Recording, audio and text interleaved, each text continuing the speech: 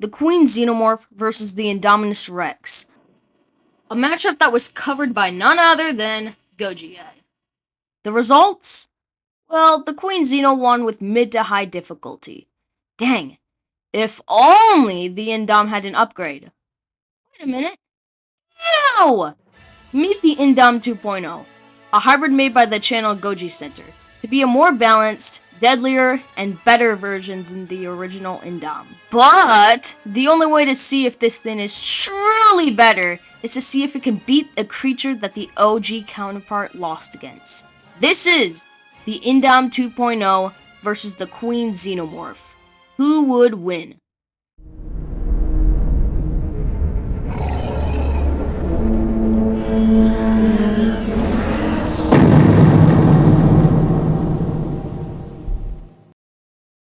So we're going to decide the winner based on these categories: strength, speed, agility, durability, overall IQ, abilities, and physical weapons. And I'm going to have my friend Brady, or known as the YouTube channel Goob Island, discuss the Queen Xeno's feats throughout these categories.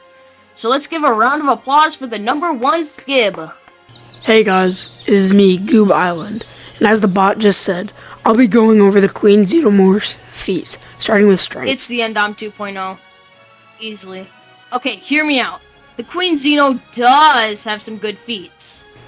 These feats are being able to break through the protective glass with only a few headbutts, and tearing apart good boys, which are robots with insane durability, which being able to take impacts that, quote, leave craters in rock. By the way, that feat was from regular xenomorphs, meaning that the queen should be stronger than that. Also, I'd like to mention that Something Zilla is a good boy. Hey, shut up. So anyway, the Indom 2.0 is designed in a way that it shouldn't lose any of the insane strength of the OG Indominus. And the OG Indominus was able to bring down a Brachiosaurus, throws aside shipping crates, and breaks concrete with ease. And this Indom 2.0 is modified in a way where it contains more ape genetics, meaning that it should be stronger. Now for speed. The Queen Xenomorph can run 24 miles per hour. And the Indom 2.0 is estimated to run over 30 miles per hour. That's because the original Indominus can run 30 miles an hour, and the Indom 2.0 should be faster thanks to its more balanced quadrupedal build, and obviously its more fast twitch muscles. Now, for durability, the Queen Xeno can take large falls, hydraulic presses, freezing agents that turn a human solid, gunfire, and just so you know, these guns are from the future, so they should be better than regular guns. And her best feat is during the explosion of the pyramid from Alien vs. Predator. This explosion destroyed the entire pyramid, and doing the length times width times height had a volume of 577,4880 meters. And the explosion also reached the surface. Mind you, the pyramid was buried 2,000 feet beneath the surface, and the queen took it like nothing. She really had the skill, warrior. Look up at her and go, "My bad, shawty." But you have to remember that this is the most blunt forces she can take, because in that same movie, she was hurt by spears and stuff like that. Now the Indom 2.0 gets rid of the Carnotaurus and Majungasaurus DNA, and replaces it with African dwarf crocodile to add armor all around the body. But how effective is this armor? While the bony plates can protect it against predators like larger crocs and leopards, it can be penetrated by the force of 3,600 foot-pounds. Now, the Indom 2.0 could be able to take more than that since, this armor is amplified for dinosaur size, but it can still be penetrated, and that's the important part. And along with its armor, it has the height of a T-Rex and Saurophagonex. But overall, I think Queen Xeno takes durability here.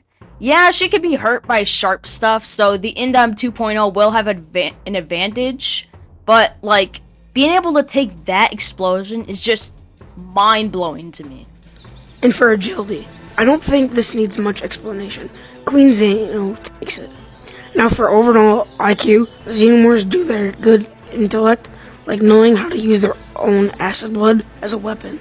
They can also cut the power to certain parts of a ship that only the humans are in, and they detect when a human is infected by a face of hunger. Then, obviously, they don't harm the human.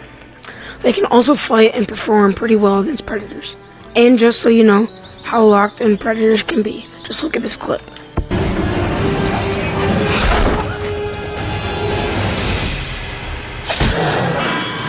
As for the 2.0, its IQ is carried by its ape and raptor DNA. Apes are able to use tools very effectively, strategize effectively, and socialize effectively. So, the Indom 2.0 should be able to use its abilities effectively, physical weapons effectively, and is even able to find tools during the battle. Now, I might have said that Indom 2.0 would win IQ, but it's honestly a tie. Just the fact that the Queen Xenomorph can fight on par with predators just goes to show how great she is at battle intellect. Now for the abilities. The Queen Xenomorph has acid blood and camouflage. And the Indom 2.0 has camouflage, venom resistance, and a mitosis asexual reproduction, and possibly a lot more abilities. So yeah, this is easily 2.0. And finally, physical weapons. The Queen Xeno has multiple arms with face and faceplate, back spikes, and their iconic inner snapping mouth with obviously sharp teeth.